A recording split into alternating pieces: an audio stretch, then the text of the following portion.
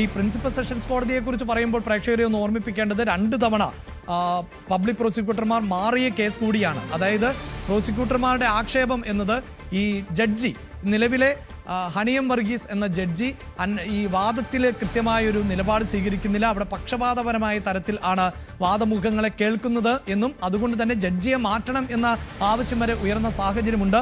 സഹകരിക്കുന്നില്ല എന്ന പരാതിയുമായാണ് 2 പേർ മാറിപ്പോയത്. അതിനുശേഷം 3ാമതൊരു പ്രോസിക്യൂട്ടർ കൂടി വന്ന് ശേഷം ആണ് വാദമുന്നയിച്ചത്. അപ്പോൾ ഹൈക്കോടതിയിലേക്ക് എത്തുമ്പോൾ ഹൈക്കോടതി ഇരുഭാഗത്തെയും തുല്യമായി കേൾക്കുമെന്നും ആ ഘട്ടത്തിൽ ഫലപ്രദമായി ഈ വിഷയങ്ങൾ ഉന്നയിക്കാം എന്നുമാണ് ഇപ്പോൾ പ്രോസിക്യൂട്ടേഷന്റെ നിലപാട്. മറ്റൊന്ന് ഈ തെളിവുകൾ എന്നത്, അതായത് ദിലീപിന് ഈ ഗൂഢാലോചനയിൽ പങ്കുണ്ട് എന്ന് തെളിയിക്കപ്പെടുന്ന 1512 പേജുള്ള ഒരു വിശദീകരണ പത്രിക ഉണ്ട് എന്നാണ് പ്രോസിക്യൂഷൻ പറയുന്നത്.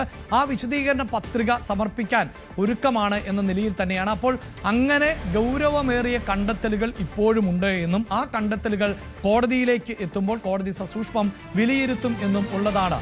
കോടതിയിലേക്ക് എത്തുമ്പോൾ അങ്ങനെ അതിജീവിതയ്ക്ക് നീതി ഉറപ്പാക്കപ്പെടും, ഒപ്പം ദിലീപ് ശിക്ഷിക്കപ്പെടുന്ന ഒരു സാഹചര്യം ഉണ്ടാകും എന്നാണ് പ്രോസിക്യൂഷൻ പറയുന്നത്. പ്രിയപ്പെട്ട പ്രേക്ഷകരെ ഒരു കാര്യം ഓർമ്മിപ്പിക്കുന്നു, ഈ വാദപ്രതിവാദങ്ങളെല്ലാം നടന്നത് അടച്ചിട്ട കോടതിയിലാണ്.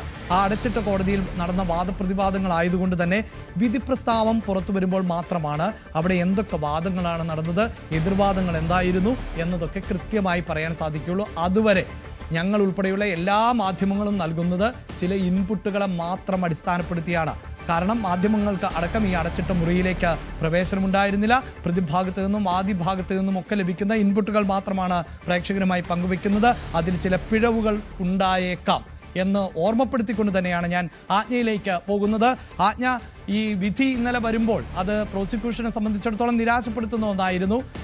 അപ്പോഴും പ്രോസിക്യൂഷനെയും അതോടൊപ്പം തന്നെ അന്വേഷണ സംഘത്തെയും അഭിനന്ദിക്കാതിരിക്കാൻ സാധിക്കില്ല. കാരണം ഈ കുറ്റകൃത്യത്തിൽ പങ്കെടുത്ത 6 പേർ, നേരിട്ട് പങ്കെടുത്ത 6 പേരെ പിടികൂടുന്നു, അവർക്കെതിരായി തെളിവുകൾ കൃത്യമായി കോടതിയിലെത്തിക്കുന്നു, കോടതിക്ക് അത് പൂർണ്ണമായും ബോധ്യപ്പെടുന്നു. ആ വകുപ്പുകൾ ബലാത്സംഗം ഉൾപ്പെടെയുള്ള എല്ലാ വകുപ്പുകളും നിലനിൽക്കും എന്ന് കോടതി കണ്ടെത്തുകയും ചെയ്തു. പക്ഷേ ആർക്ക് വേണ്ടിയായിരുന്നു ഈ ഗൂഢാലോചന നടന്നത്, ആരാണ് ഈ ഗൂഢാലോചനയ്ക്ക് പിന്നിൽ, അവരിലേക്ക് എത്തിയതിൽ അല്ലെങ്കിൽ ആ തെളിവുകൾ നിരത്തുന്നതിലാണ് പരാജയപ്പെടുന്നത്. എന്തു തന്നെയായാലും ദിലീപ് നിയമ നടപടിക്ക് പോകുന്നു എന്ന സൂചനകളുണ്ട്. അതിൽ 2 സാധ്യതകളാണല്ലോ ഉള്ളത് ആജ്ഞ. അത് ഒരു പക്ഷേ ദിലീപിന് തന്നെ തിരിച്ചടിയാകുമോ എന്ന സംശയമുണ്ടാകുന്നു. അതല്ല എങ്കിൽ ദിലീപിന് കൂടുതൽ വ്യക്തത വരുത്താൻ അല്ലെങ്കിൽ ഈ ആരോപണങ്ങൾ മുഴുവൻ തെറ്റായിരുന്നുവെന്ന് സ്ഥാപിച്ചെടുക്കാനുള്ള അവസരം എന്താണ് നമുക്ക് ദിലീപിനോട് അടുത്ത വൃത്തങ്ങളിൽ നിന്നും ദിലീപിന്റെ പ്രതികരണങ്ങളിൽ നിന്നുമൊക്കെ വായിച്ചെടുക്കേണ്ടത്?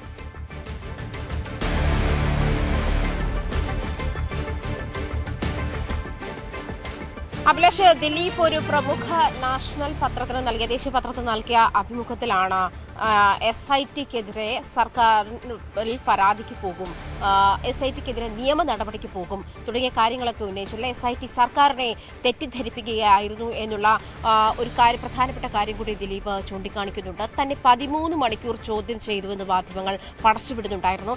എന്നെ 1.5 മണിക്കൂറാണ് ചോദ്യം ചെയ്തത്, ബാക്കിയുള്ള സമയത്തൊക്കെ അന്വേഷണ ഉദ്യോഗസ്ഥർ സാധാരണ രീതിയിൽ തന്നോട് സംസാരിക്കുകയായിരുന്നു. അതേസമയം അഭിലാഷ് നേരത്തെ സൂചിപ്പിച്ചതുപോലെ 1 മുതൽ 6 പ്രതികളുടെ ഇൻവോൾവ്മെന്റ് നേരത്തെ തന്നെ കോടതി കണ്ടെത്തിയിരുന്നു.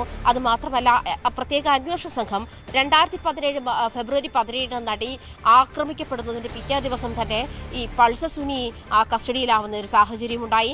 അതേ തുടർന്ന് അതുമായി ഇൻവോൾവ് ആയിട്ടുള്ള, അതായത് ഈ വണ്ടിയിലുണ്ടായിരുന്ന ആൾ, ഡ്രൈവർ തുടങ്ങിയ ആളുകളൊക്കെ, അതായത് ഈ ട്രാവലറിൽ ഉണ്ടായിരുന്ന ആളുകളെയൊക്കെ കസ്റ്റഡിയിലെടുത്തു.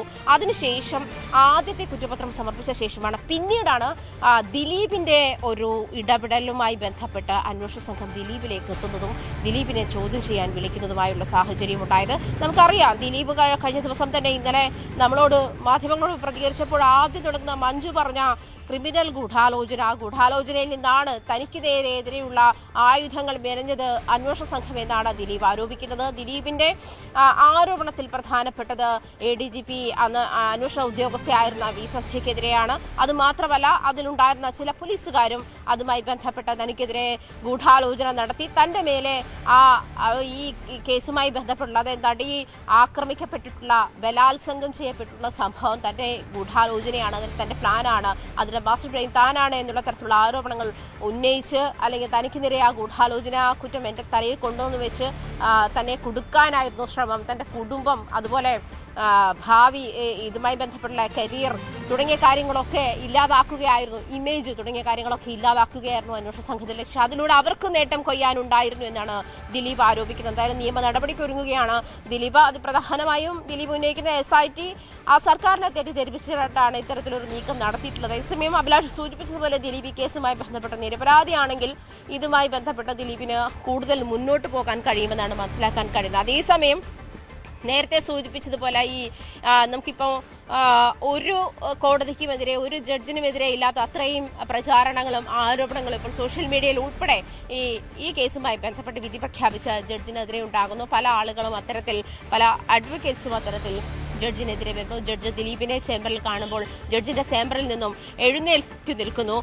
തുടങ്ങിയ ആരോപണങ്ങളൊക്കെ ജഡ്ജിനെതിരെ വരുന്ന ഒരു സാഹചര്യം കൂടെയാണ്. നമുക്കറിയാം, നേരത്തെ പോലും പല കേസിന്റെയും വിധി പുറത്തു വരുമ്പോഴും, എല്ലാ കേസിലും വിധിയിൽ തൃപ്തിയില്ല എന്ന് പറയുമ്പോഴും ജഡ്ജിനെതിരെ ഇത്ര കടുത്ത ഒരു ആരോപണവുമായി രംഗത്തെത്തുന്ന സാഹചര്യം വളരെ വിരളമായിരുന്നു. പക്ഷേ ഇത് സോഷ്യൽ മീഡിയയിലായാലും പൊതുവികാരമായാലും അത്തരത്തിൽ തന്നെയാണ് എന്നുള്ളത് തള്ളിക്കളയാൻ പറ്റില്ല എന്ന് വേണം പറയാൻ. അതേസമയം ഈ ജഡ്ജിനെതിരെ നേരത്തെ തന്നെ ഈ 2 പ്രോസിക്യൂട്ടർമാർ പിന്മാറിയ സാഹചര്യം, ജഡ്ജി സഹകരിക്കുന്നില്ല എന്നുള്ള ആരോപണം ഉന്നയിച്ച് 2 പ്രോസിക്യൂട്ടർമാർ പിന്മാറുന്നു. ഏറ്റവും ഒടുവിലെത്തിയ അഡ്വക്കേറ്റ് രാജകുമാർ ആയിരുന്നു ഇതിന്റെ പബ്ലിക് പ്രോസിക്യൂട്ടർ. അതുമാത്രമല്ല, ഈ പ്രോസിക്യൂഷന് തെളിവുകൾ പ്രസന്റ് ചെയ്യാൻ കഴിഞ്ഞിട്ടില്ല എന്നുള്ള കാരണം കൊണ്ടാണ് ദിലീപിനെ കുറ്റക്കാരനല്ല എന്ന് വിധിക്കാൻ ജഡ്ജിന് കഴിഞ്ഞത്.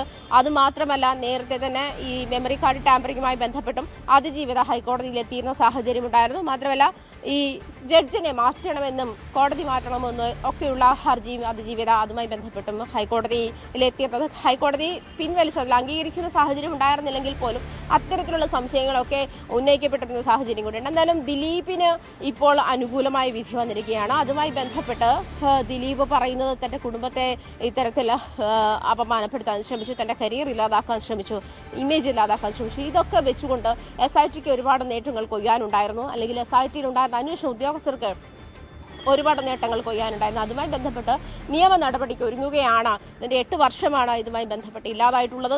അത് ഈ 8 വർഷമാണ് താൻ കുറ്റാരോപിതനായി നിന്നിട്ടുള്ളത്.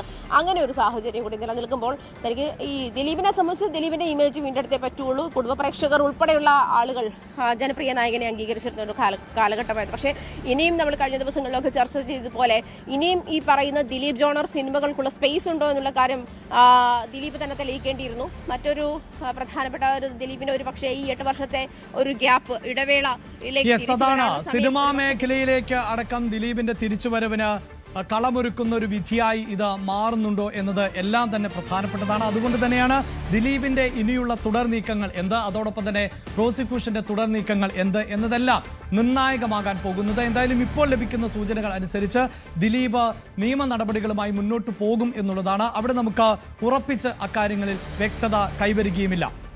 എന്തായാലും 2017 ഫെബ്രുവരി 17 ആയിരുന്നു ഈ സംഭവത്തിന്റെ തുടക്കം എന്നറിയാം. 8.5 വർഷങ്ങൾക്ക് ശേഷം ആണ് പിന്നീട് ഇത് വിധി പ്രസ്താവം ഉണ്ടാവുകയും ചെയ്തത്. കേരളം ഒന്നടങ്കം